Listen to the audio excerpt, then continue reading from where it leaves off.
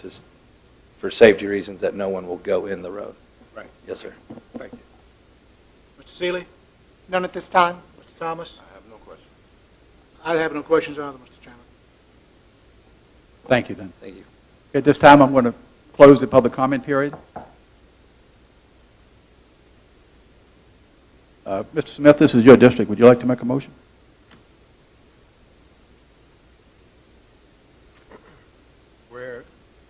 Whereas rezoning request RZ 04-2012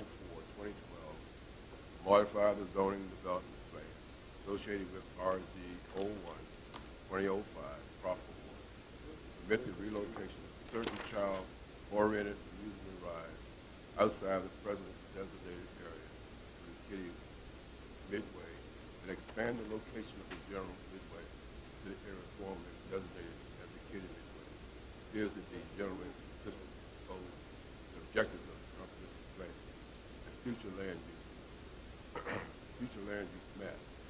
And whereas the public necessity, convenience, general welfare, and good zoning practice warrants the approval of this request, I recommend that RZ 04-2012 be forwarded to the Board of Supervisors with the recommendation of approval subject to the modified zoning development plan and amended property.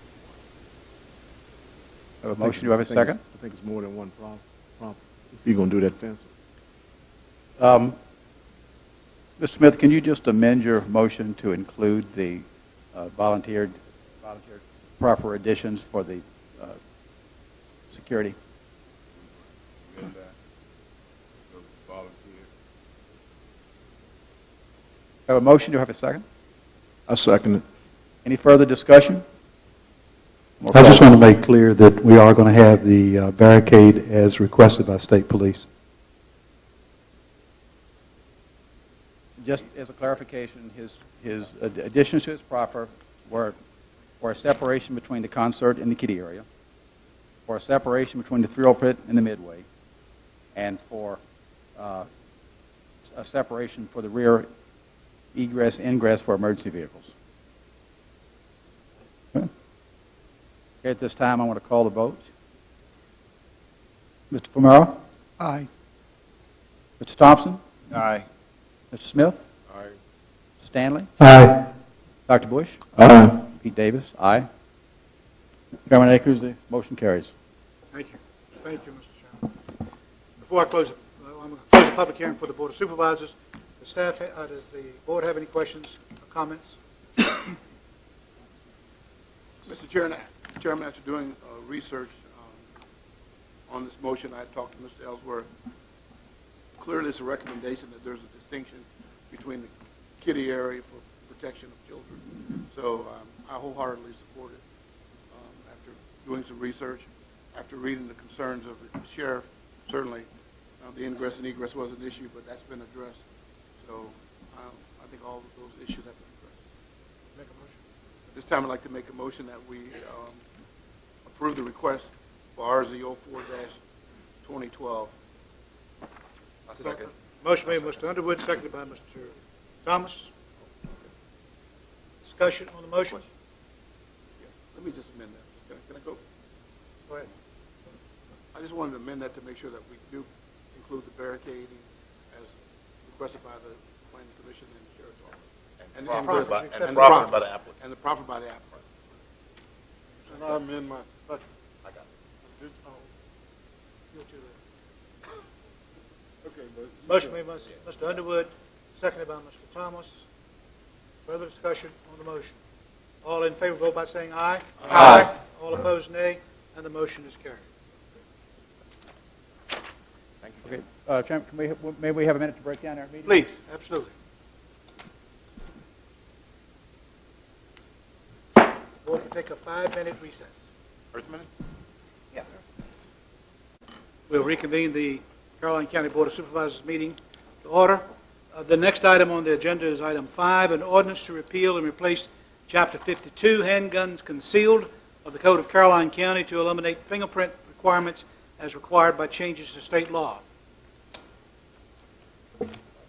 Mr. Chairman, members of the board, That title pretty much sums it up. The state code, state law has changed with regard to the procedure for obtaining a concealed weapons permit, and fingerprinting is no longer required or permitted. It's not permitted anymore under the Code of Virginia, so we need to take it out of the ordinance, as well as the procedural parts of the ordinance that related to that. So that is what this ordinance change does. Staff have questions of Mr. Emerson? Sure.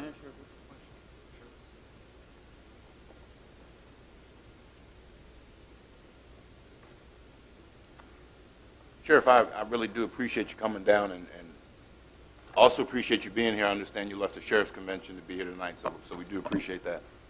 The changes that we're about to look at are changes from the state. That is correct. We're actually, again, like some other things we did, like fireworks, we're making our ordinance match the state.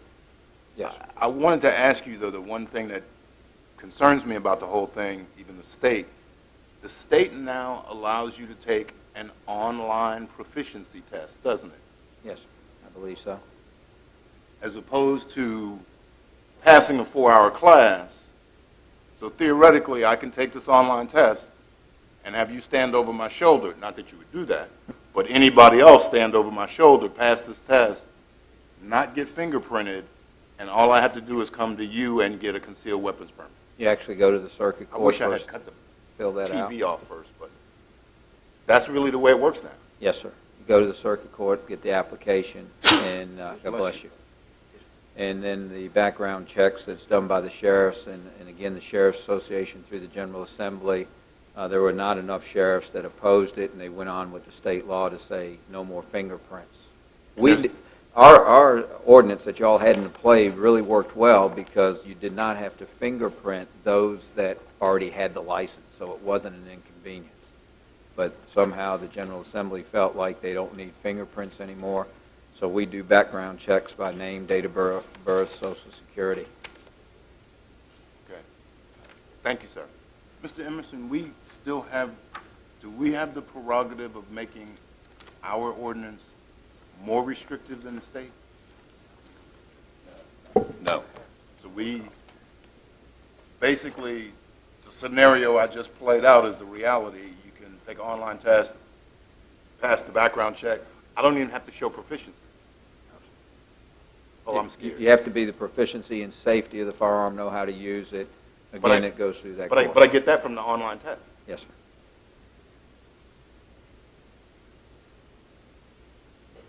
Thank you, sir. Yes, sir.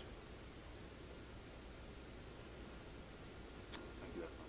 All right, other questions?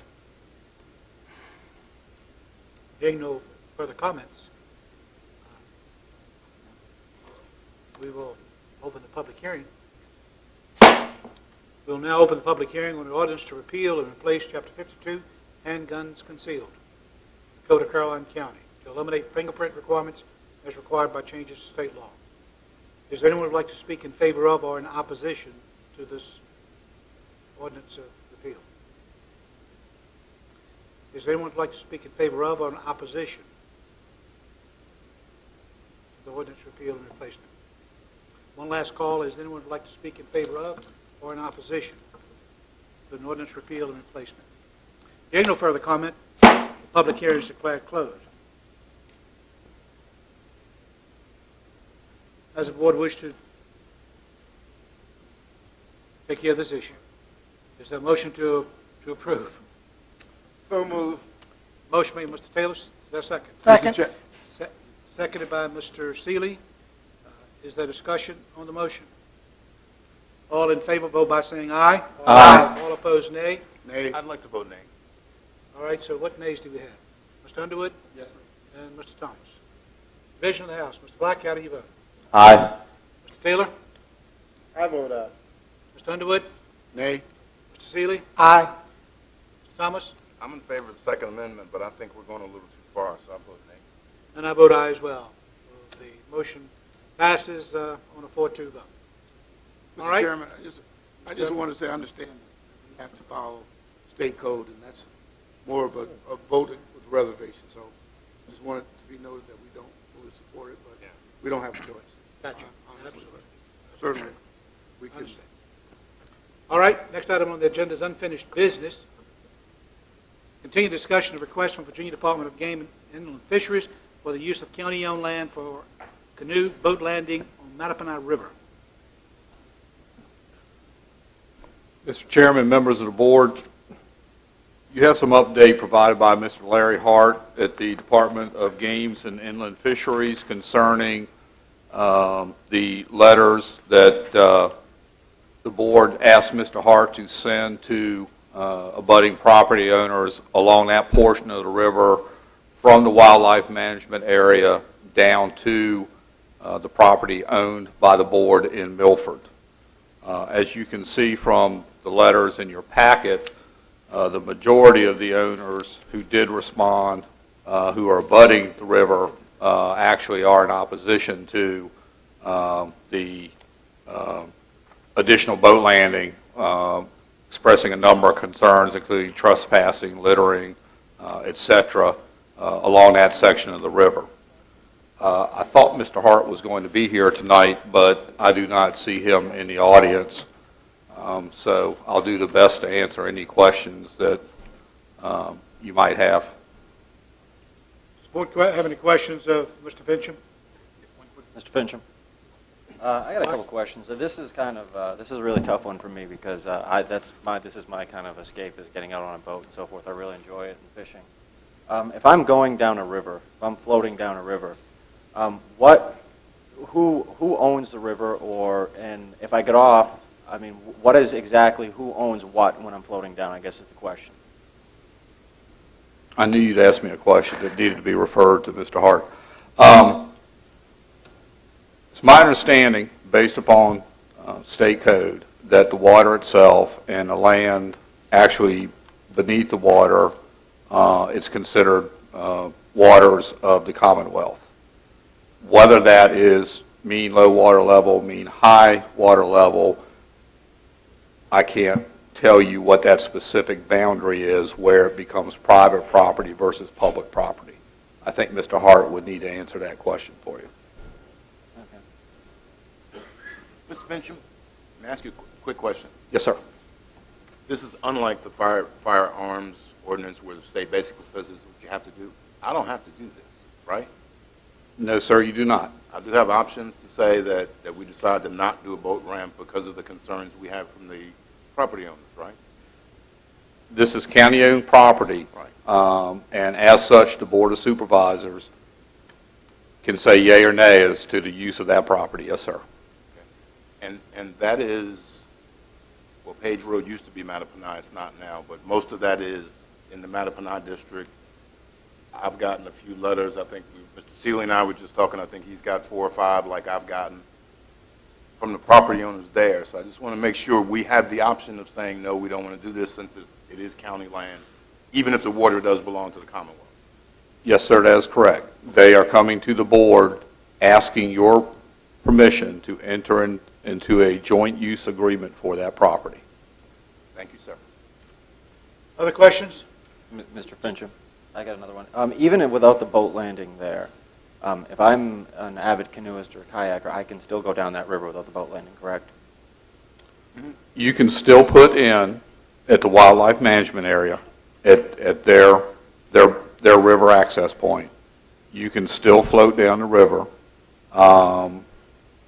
and either float back to the wildlife management area boat access point, or if there is a private property owner that has allowed you access, you could take out at that location. Okay, thank you. Mr. Taylor? I guess one of the concerns that I've always had is if the landowners are objecting to it and we pass it over their objective, then what position does that put law enforcement in as far as people making use of it? Like right now, it belongs to the county. If people use it anyway, or if they stop there and use it, or the areas or the property that we're talking about, are they then trespassing? And, you know, how does that work? As I understand it, if you actually entered into this joint use agreement, the proposal by Games and Inland Fisheries would be for joint patrolling of that property. It would not be trespassing in the context that they're using the facilities for ingress or for access to their canoes, but arguably could be trespassing for other purposes if it's not for the stated or intended use of the agreement. Yes, there would be additional law enforcement responsibilities for the Sheriff's Department to police activities at that site. Mr. Underwood, Mr. Chairman, can I ask the sheriff a question? please. Sheriff Lipper?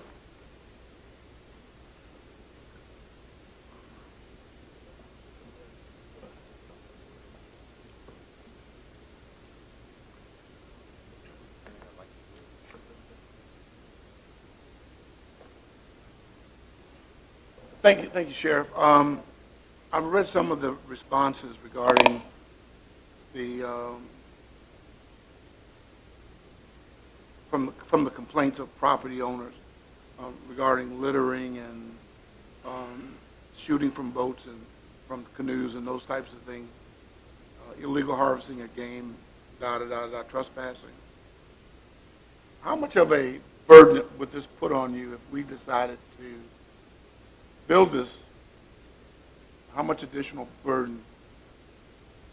To me, it would put a tremendous amount of burden on us because of the fact of we don't, the number of deputies that we have patrolling the roadways as it is, then we don't have any boats. It would be, yeah, I mean, whether the Game and Inland Fisheries would be able to handle that or not, this sheriff's office is not in a position because we don't have a scuba team yet or boats or anything else. We would go just to be more so reactive than we would be proactive. Thank you, sir. Seeley, question? I have none, Mr. Chairman. All right. Mr. Thomas, you have any further questions? No, the comment I just asked you was Ladysmith Fire or Rescue used to have a boat, and Mr. Akers said they don't anymore. So we don't. We do we, Louis? No. The dive team was okay. The dive team has been dissolved. Okay, thank you. That was it. And Sheriff, if you would, don't go too far, but Mr. Fincham, I have a question. Under the current circumstances, is the land that's owned by the county, that's on the river, is it accessible for people to put in there now? There's an old driveway entrance into the property. So yes, in theory, somebody physically could access the property to either put in or take out a canoe based upon the existing entrance. Whether the board has authorized that is a different issue. I guess my major concern is not against it, but for it, is the fact that, we have been working as a board over the years to make the river more accessible to the people of the county. We talked about putting in a boat ramp. In fact, when the State Fair first came in, they agreed to put in a boat ramp on the North Anna River for the citizens to enjoy. We talked at one time about putting in something at Milford if we could get the land on the Mattapanai. We've been trying to make that river accessible at the request of the people for many years. Now we have an opportunity to make it a nice boat ramp. We now have a chance for someone else to basically pay for it and not the county to pay for it. And we're saying no, that it's not a good idea. And I guess my thoughts are, if it was a good idea, 10 years ago, to make it accessible to the people of Caroline County, why is it not a good idea now? And so, I don't necessarily have the concerns. People are going to go up and down that river. They're doing it now, and I don't know whether they are shooting out of the boats and they're killing all the wildlife that are on the river banks there on that section. I don't know if they are any more than they are anywhere else. And there are other counties that have boat ramps for their citizens to enjoy, to put in. Hanover has one just across the line from us, just right across the line. And so they don't seem to have those problems and issues, and I'm not sure that people in Caroline would be any more lawless than those people would be. So Mr. Chairman? that's Mr. Where's Mr. Fincham? Mr. Fincham, I got a couple of questions. There was one of the things we saw, the Bird Dog LLC. Did his opinions on, like, for example, limiting the boat access, was that sent to the landowners? I mean, because it says here, for example, it would be prohibited from Labor Day to May 15th, or basically to reduce illegal hunting. You would have to register with the Department of Game and Inland Fisheries if you use the boat ramp to keep track of people. Was that information relayed to the landowners as well, or no? I can't speak to how this information or whether it was disseminated to any other landowners or not. I think the board could consider, for lack of a better term, conditions. If the board did want to enter into an agreement with DGIF that if there are certain conditions or items that the board wanted to include in the agreement, I think you could do that. All right, thank you. Really a statement. Mr. Fincham, I was just going through this again, and I think we asked for input, or at least it was reported in the newspaper in June of 2012 that we were asking for input about the boat ramp. And what I've seen is all negatives. Have there been any people, like Mr. Akers suggested, that have written letters saying they would love to have it from the county? I have not seen any letters of support. I believe there was one from outside the county, Fredericksburg, who indicated support. I do not recall any letters from residents within the county supporting the request. Thank you, sir. All right. Did they give us a deadline, Mr. Fincham, as to when they wanted an answer as to what we were going to do with this? No, sir. They said as soon as possible. The funding is in the current budget, but I don't believe an additional delay would harm them. Let's put it on the board agenda for the 25th, and we'll decide at that point on the 25th of September as to whether we... Mr. Chairman, if you don't mind, if the letter was not sent to the landowners with the conditions of the Bird Dog LLC, I'm just kind of curious what the landowners would say with those conditions. Because, for example, you couldn't use the river basically from that access point during hunting season. So I don't know if that would change their mind, but I think I would feel better if a letter was sent to the landowners with the conditions, and I don't know if the other... Right. At that access point with these conditions. So we would have to, if we did that, we would have to provide some mechanism to close it off when it's not hunting, right? No, you said you use it during hunting season. Yeah, you can. No, it says right here, according to this, close boat landings from Labor Day to May 15th. Okay, so we'd have to create something, chain link fence or whatever, to stop people from using it during that time. Put up a sign. Oh, signs work. Okay. Well, I mean, a gate could work. I mean, there are Right. things that can be done. But my question to you, Mr. Fincham, is in reference to Mr. Thomas's question. I only see 3 people that responded. Now, are we saying that there are only 3 landowners on the river from where this boat landing is to be put in? No, sir. Page 3 or 4, go back. I got a whole list. 9 properties. That's the list. It's included in your packet. There were 9 property owners along that stretch of river. Ah, okay. So he summarized some and did not summarize the others.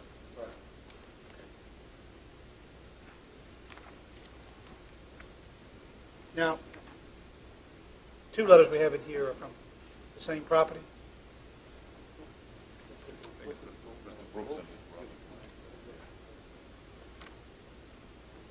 Mr. Brooks, you and your brother own the same property, correct? You can just say yes or no Yeah. from there. Okay.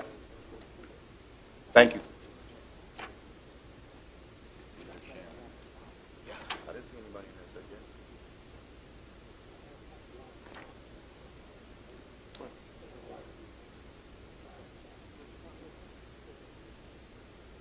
He's deceased? Oh, yeah, I haven't.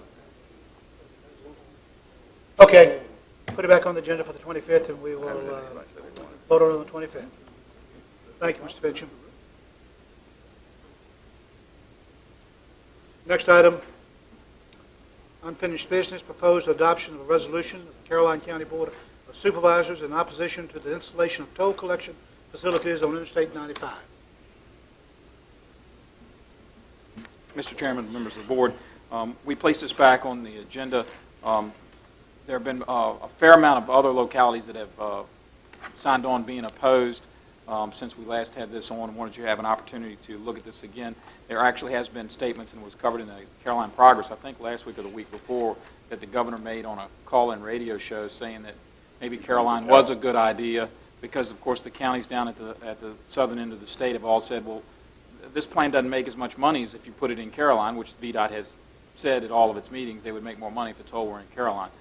So we wanted to give you the opportunity to be on record being opposed to it. Personally, I would feel that not being opposed to it may lead me some conclusion that we're not opposed to it. Maybe it's a good place to go. So. I had a call from the chairman of Hanover County, and we discussed this issue about 3 weeks ago. I guess we talked about it, and my initial reaction when we first brought it up was the fact that we probably should just let it go at that point and not pass a resolution in opposition to the tolls until we found out more about what was going on. I now believe that it's probably in the best interest of Caroline County if we do adopt this resolution and send it to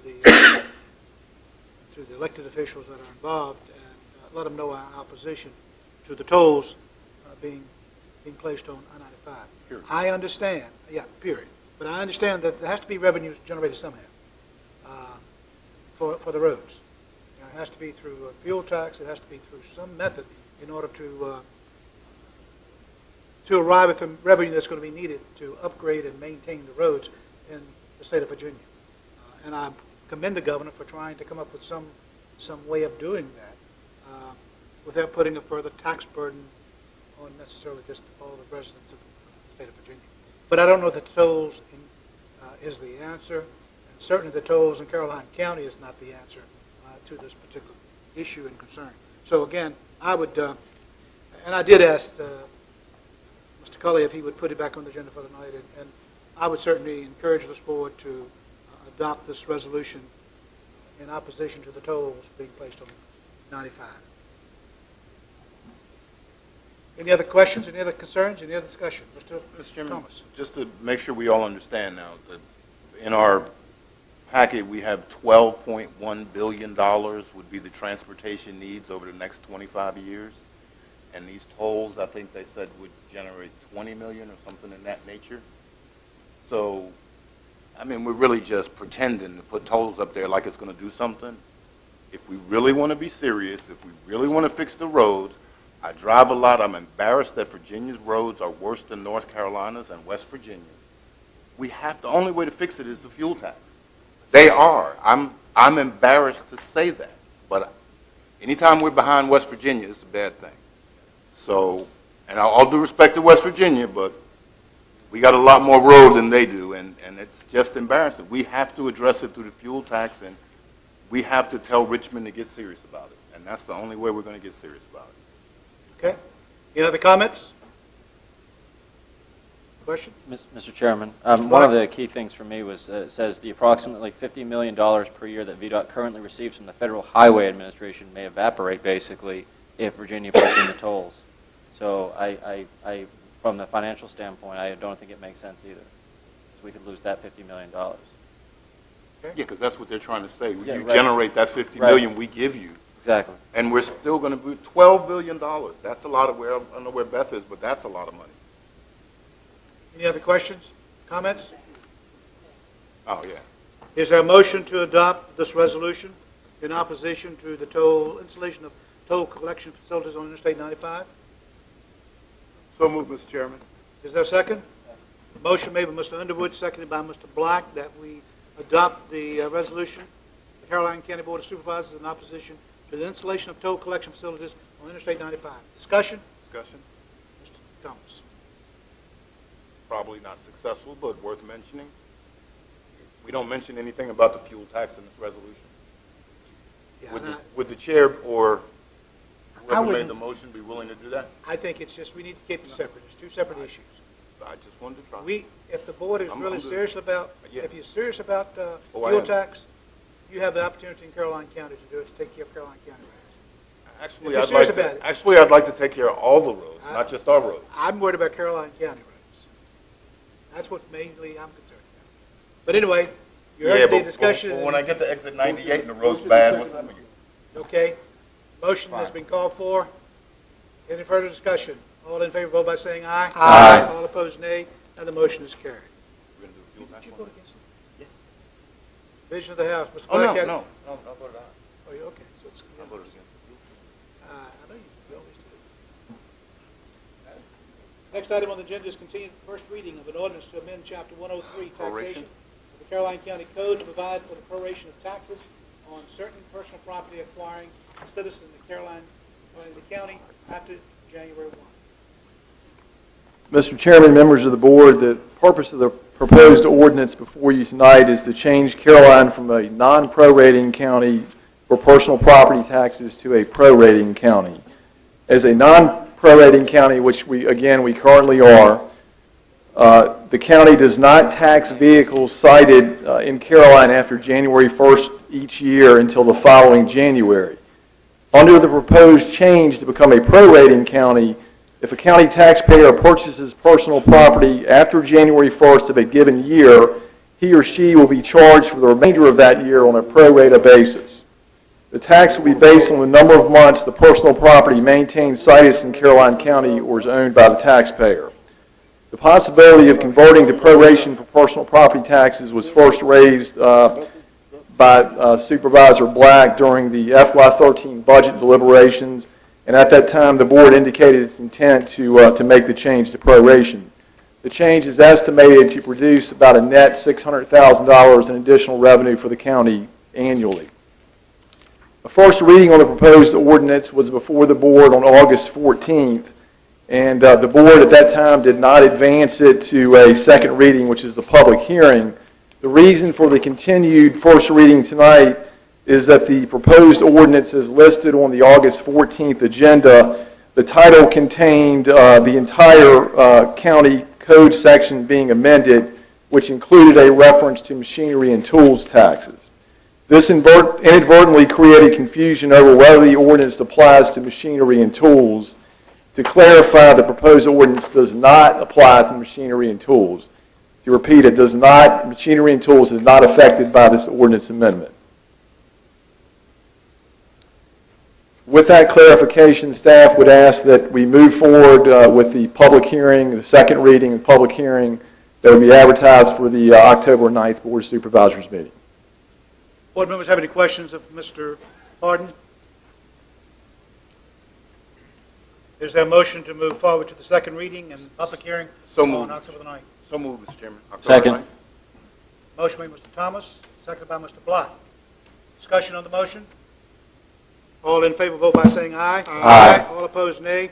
And the motion is carried. Number 9, update on property maintenance code related issues.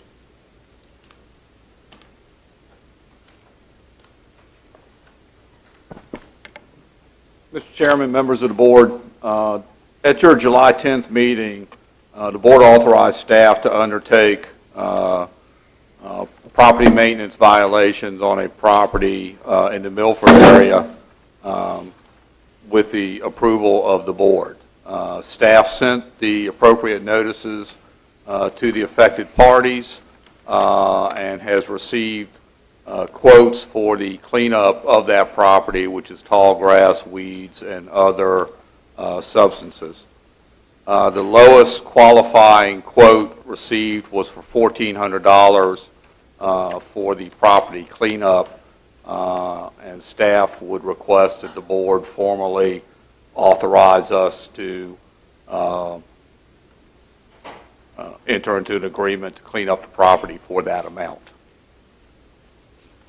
Okay? Questions of Mr. Fincham?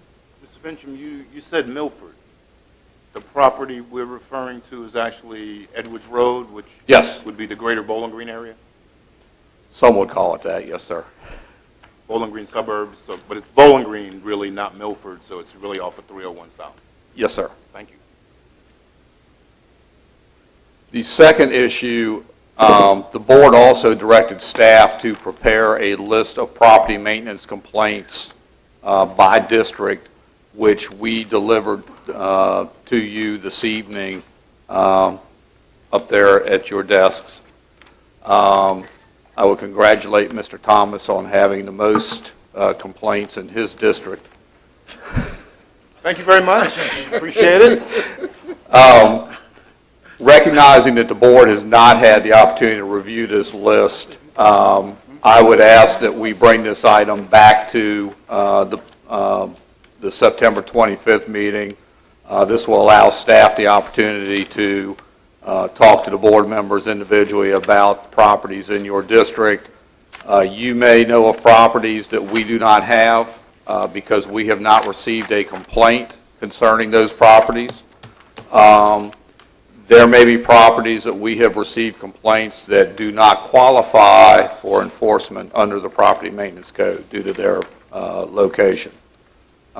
So this will allow the board the opportunity to discuss any issues that you may have within your district, and will allow Mr. Thomas the opportunity to expand his list. Well, Mrs. Fincham, I appreciate being the winner.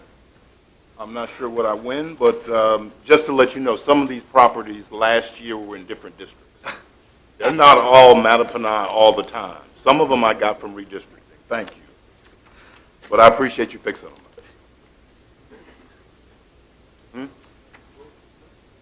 No, the one I'm fixing now was in Bowling Green. Before, I probably got one of yours, too. Okay, How do we... we'll discuss what, yeah, I think we need to probably do a couple of in each district. I think they should be proportional. It's fortunate that I only have two in the Madison district. But they should be proportional. Well, all we got to do in my district is cut a few weeds and we'll be okay. We should fix proportionally the number of properties in each district. Since I have 30, two in each district. I have that way we'll all 34. Yeah, I know. It's going to take a long time to get through yours. You are going to contribute some of your districts in here, right? Yes, three to take care of himself. Nelson Hill Road, that's what used to be Fort Royal. Okay, guys, how do we want to handle this? Do we want to let Mr. Fincham choose the sites that he takes care of, and we're going to do two in each district? Are these ranked by severity? No, sir. They're just, maybe you should rank them by severity. And let him do I think we need to The look at last how direction some of that I received was that the board might want to rank them. So we purposely did not rank them to allow you the opportunity to evaluate the complaints. Well, we're already working on the one at Edwards Road here. Yes, sir. You and I talked today about it. Okay. I've got one with tall weeds. Okay. Make sure the weeds are cut. Then I have one that I've received from the Fort Royal District in the redistricting process, and we've been working on that for years. Yes, sir, we have. That's the other one. The one we're doing now has been 3 years. This has been probably 10 years, but this guy had junk there. That will take a significant amount of money to That's clean going up. to take a court, absolutely. It's going Yes, to take sir. a court case, and so Got one in Melbourne. Okay.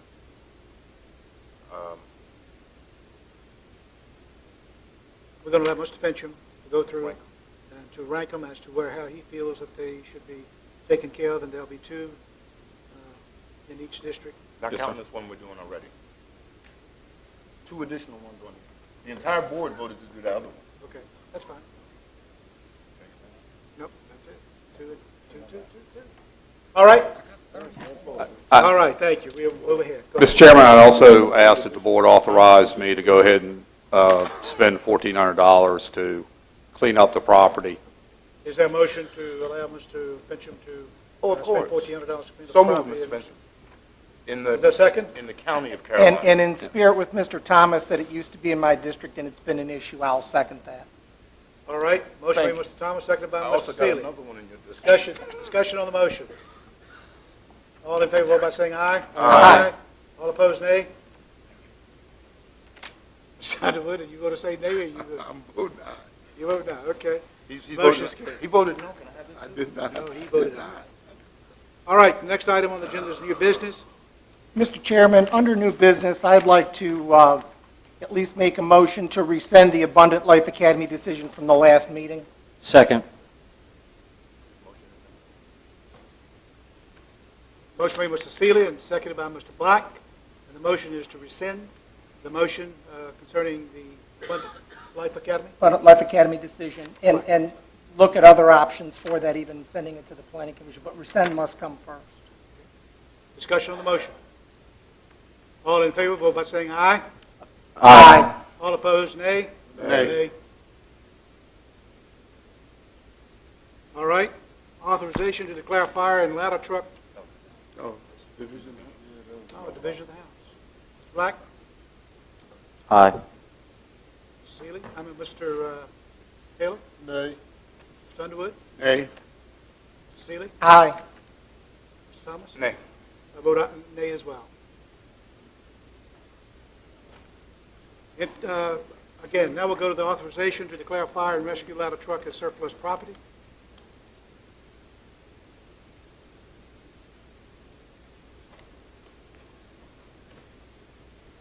Mr. Chair, members of the board, good evening. Mr. Loftus. Pursuant to the fiscal year 2013 budget reductions that were adopted by the board, the Department of Fire Rescue will be reducing the fleet by one aerial apparatus. I'll probably wait. Mr. Loftus.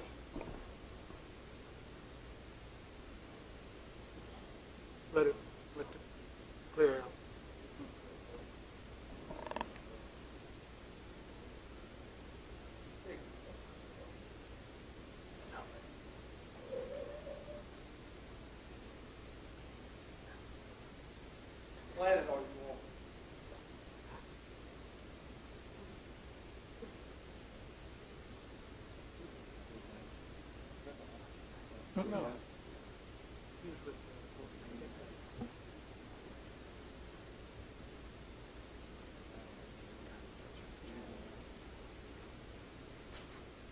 He's been on council. Well, he resigned.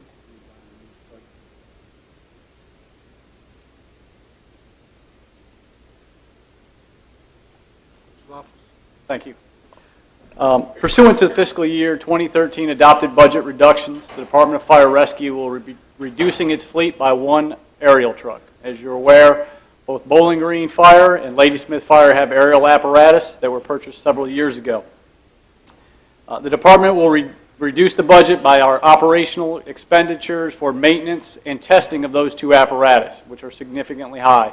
Generally, each apparatus runs about $20,000 a year for just general costs that are associated with the operation of the trucks.